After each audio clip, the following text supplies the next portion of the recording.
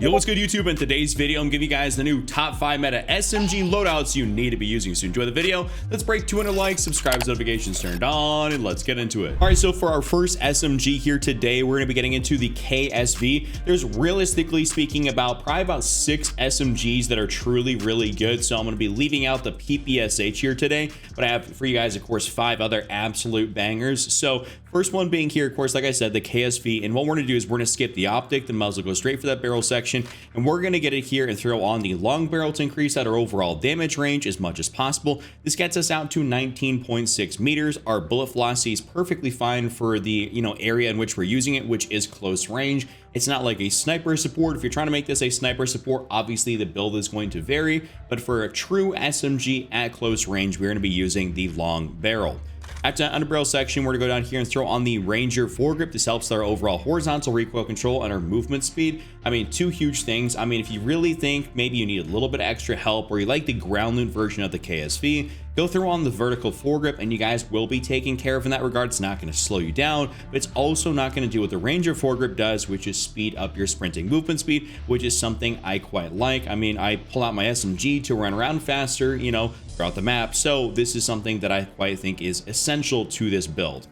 After that magazine, we're gonna go throw on extended mag 2. This gets us to 50 rounds in the mag. You guys kind of know how this works.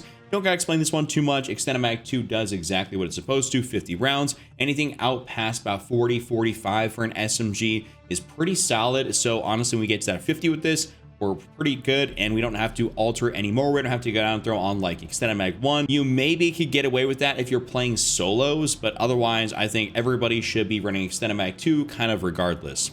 Now back into the rear grip section, we're gonna go throw on the ergonomic grip, slide to fire, dive to fire, and of course aim down sight speed.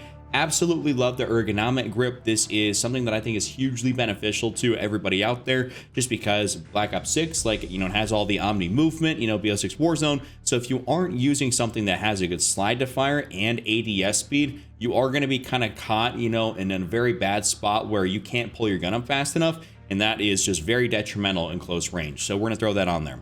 Lastly, in the stock section, basically there's technically 3 options in here. My most favorite, that's probably not correct grammar, my favorite one right now is the no stock. I've been really enjoying running this just because it increases my overall movement speed quite a bit. I'm a nice little 18% gain, so I like running around fast with that.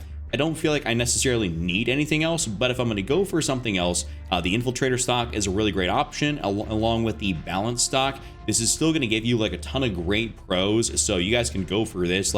You're going to get, the double arrows on the strafing movement speed, hip fire movement speed, and aim walking movement speed. So technically, you're pretty solid off with the balance stock. And of course, the infiltrator or the no stock, just kind of see what works best for you. This has kind of been my favorite way I'm running it here as of the last week or so. So go ahead and try this out. This is an absolute banger. Thanks to U4GM for sponsoring this video. They're a professional Black Ops 6 service provider that specializes in cheap gift packs up to 50% off. They also specialize in easy camo unlocks and max level along with bot lobbies. And you can even use code Chuck at checkout for 5% off. Next up is probably your #1 SMG right now, which is a little bit probably going to catch the people off guard, the Compact 92. This is an absolute banger. You're really going to be hard pressed to find something in the game that will outgun you at close range.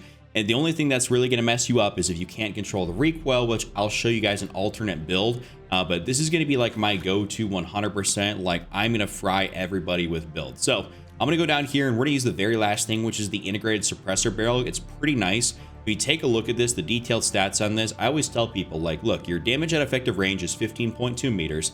And if you're to go out here and use something like the long barrel, which gives you the maximum increase to your damage range, we only get out to 15.8 meters. So there is a 0.6 meter difference in your damage range, which is not something you're going to notice. It doesn't change the overall, damage profile from long barrel to integrated suppressor barrel. It doesn't do anything negative.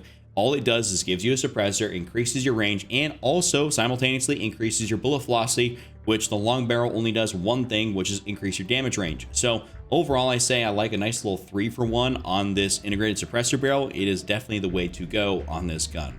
After that underbarrel section, we're gonna go down here and throw on the Ranger foregrip here as per usual. Horizontal recoil control and sprinting movement speed. This would be maybe one of those times where if you want to run my build and do something a little bit different, you could go for the vertical foregrip here, kind of like the KSV, where you guys will be taken care of in that regard. I just go ahead and run this if you feel like it's got a little bit too much horizontal. Otherwise, stick with the Ranger. Magazine, we're gonna go throw on extended mag 2 here, not extended mag 3. I think extended mag 3, when I go down to this, it just slows me down a little bit too much. Like I'm not a fan of being slowed down that much. I'm still trying to be mobile, and honestly, like even though it's a 60 round mag and I'm a 60 round mag kind of guy, I still feel that the 50 round mag is more than enough, and it does exactly what it's supposed to. And the reload speed on it is very quick as well. So I don't got really any complaints right there. So I'd recommend for you guys to go ahead and run that. And that's really about it. Now we're gonna go back to the rear grip section, and we're gonna use the ergonomic grip here. Once again, this is pretty much like my staple for any and all SMGs and have a rear grip section. I think the only exception to that is gonna be the PPSH, which is kind of one of the reasons I'm not the biggest fan of it, because it feels a little bit slower on that slide to fire, sprint to fire. Like you can't have a rear grip, which helps you with these things, and have a stock. It's only the stock. So I don't like it as much for that reason, but the ergonomic on this is the move.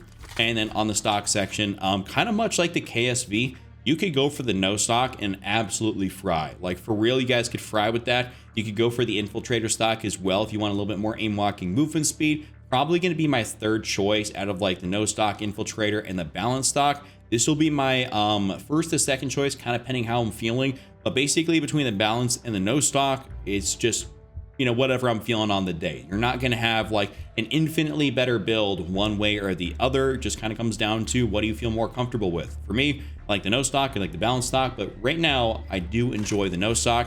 This right here is a true banger build. Also, I'll show you guys if you want to use something a little bit different, you could go in here and we could switch this up a little bit, and you could throw on like the compensator, throw on the long barrel, and throw on the vertical foregrip.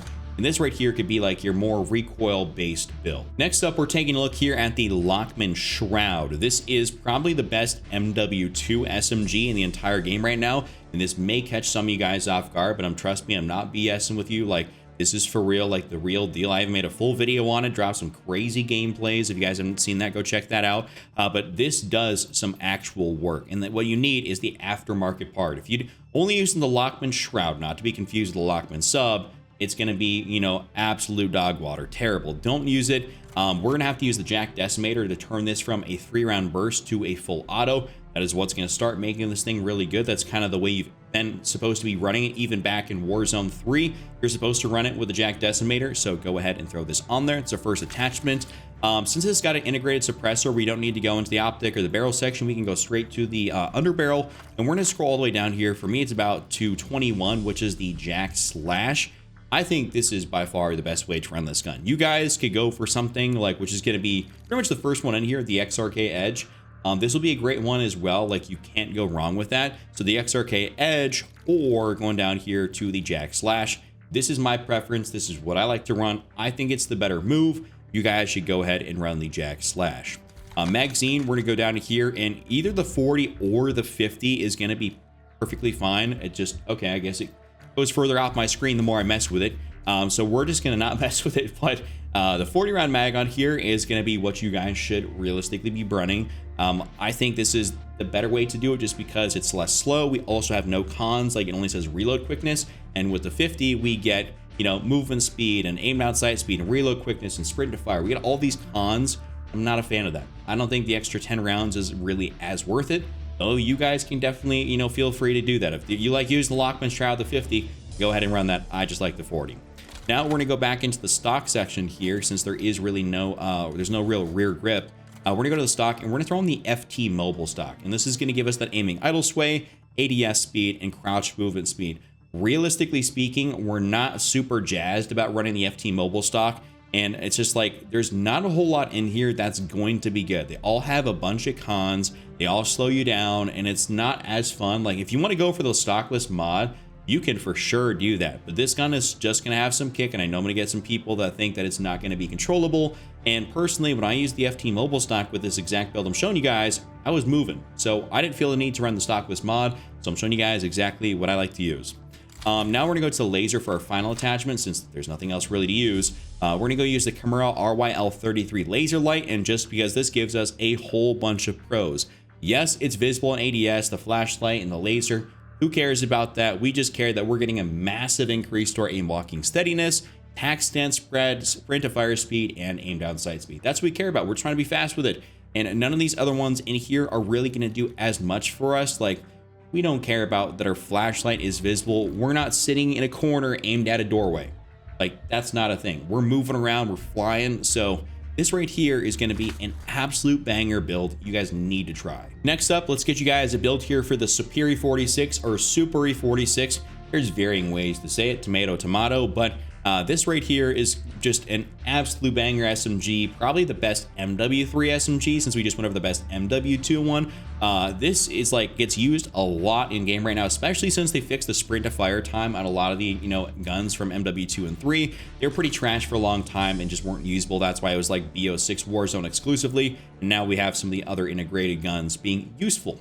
So this right here, muzzle section is gonna be the first thing. Couple options in here based on how you want to play with the gun, what feels good to you. First one is going to be that Bruin pendulum. This is going to help us with recoil control and gun kick control. It's going to be pretty solid, but of course it's not going to give you like any damage at effective range, and you will have less damage range than this 10.7 meters. One of the downsides, the Superi outside close range really has a bad TTK, but if you get in that close range, which is pretty much where you're using it, you guys should be fine, honestly. So Bruin pendulum is your first option. So you can go ahead and slap that bad boy on there if you want to go for that.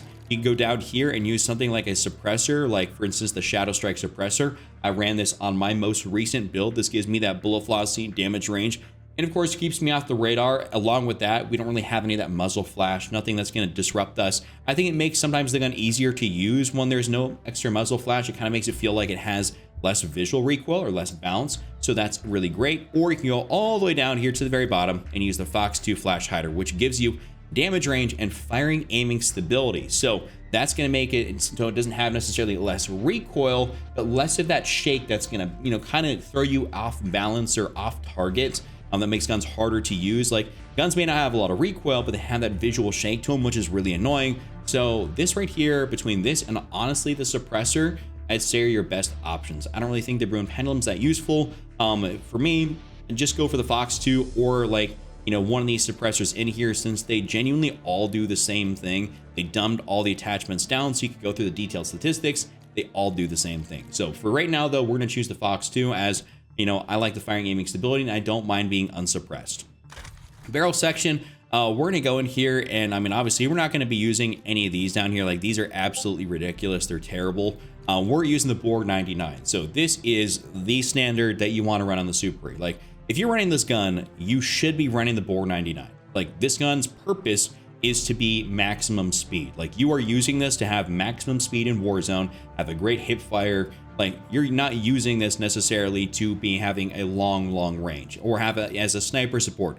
This is a speed SMG designed to close the range between you and the enemy and be able to slide around and hit some hipfire shots and, take people out and kind of fry their camera angles. So we're going to be using the Bore 99. Don't use anything else. Go for this. After that, under barrel section, we're going to go down in here and use the Jag Slash.